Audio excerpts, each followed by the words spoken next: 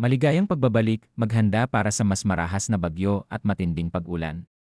Mangyaring i-like ang video na ito at ibahagi sa iba upang makakuha sila ng tamang impormasyon at mag-subscribe sa aking channel upang makakuha ng susunod na mahalagang babala. Salamat! Magandang gabi mga kababayan sa buong Pilipinas. Narito ang inyong detalyadong 24-hour public weather forecast na inilabas ngayong 4 May mahalagang update tayo lalo na sa ilang bahagi ng Northern Luzon kaya makinig hanggang dulo. Kung kayo ay nasa Cagayan, Isabela, Aurora o Quezon, maghanda na sa posibleng malalakas na ulan ngayong gabi hanggang bukas dahil maaaring magdulot ito ng pagbaha at pagguho ng lupa sa ilang lugar.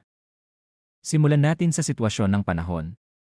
Sa kasalukuyan, ang northeast monsoon o amihan ay nakakaapekto sa extreme northern Luzon habang ang easterlies naman ang nakakaapekto sa natitirang bahagi ng bansa. Ang kombinasyon ng mga hangin ito ang dahilan ng mga pag-ulan na nararanasan sa ilang lugar. Para sa Cagayan, Isabela, Aurora at Quezon, inaasahan ang maulap na kalangitan na may kalat-kalat na ulan at thunderstorms dulot ng easterlies. Ang ulan ay maaaring maging katamtaman hanggang minsan malakas kaya may posibilidad ng flash floods at landslides, lalo na sa mabababang lugar at malalapit sa bundok. Kung may plano kayong bumiyahe sa gabi o bukas, mas mabuting i-check muna ang lagay ng panahon at iwasan ang bahaing kalsada. Sa Batangas naman, partly cloudy hanggang cloudy skies na may isolated light rains dahil sa amihan. Wala namang inaasahang malaking epekto, ngunit maaaring maranasan ang malamig at mahangin na panahon lalo na sa gabi at madaling araw. Sa Metro Manila at sa natitirang bahagi ng bansa, partly cloudy hanggang cloudy skies na may isolated rain showers o thunderstorms pa rin dulot ng easterlies. Maaaring may bigla ang buhos ng ulan sa hapon o gabi kaya magdala pa rin ng payong lalo na kung lalabas ng bahay.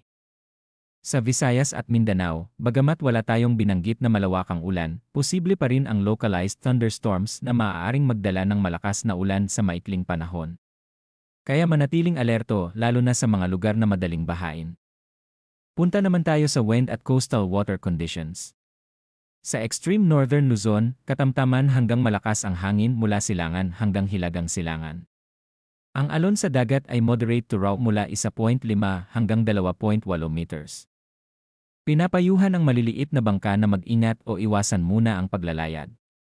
Sa natitirang bahagi ng bansa, mahina hanggang katamtamang hangin ang mararanasan at slight to moderate ang alon mula 0.6 hanggang 2.5 meters. Ligtas naman sa karamihan ng coastal activities, ngunit manatiling maingat lalo na kung may thunderstorms. Mga paalala para sa kaligtasan. Una, kung kayo ay nasa landslide-prone area sa Cagayan, Isabela, Aurora at Quezon, bantayan ang lupa kung may bitak o pagguho. Ikalawa, huwag tumawid sa baha kahit mababaw ito dahil maaaring malakas ang agos. Ikatlo, bantayan ang official weather updates mula sa Pag-asa para sa real-time na impormasyon. Para naman sa mga magsasaka, maging handa sa posibleng malakas na ulan at siguraduhing maayos ang drainage ng inyong taniman.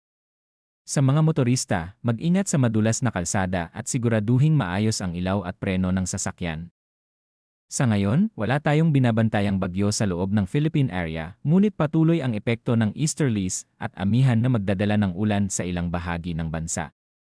Bago tayo magtapos, tandaan na ang panahon ay maaaring magbago kaya manatiling updated at handa.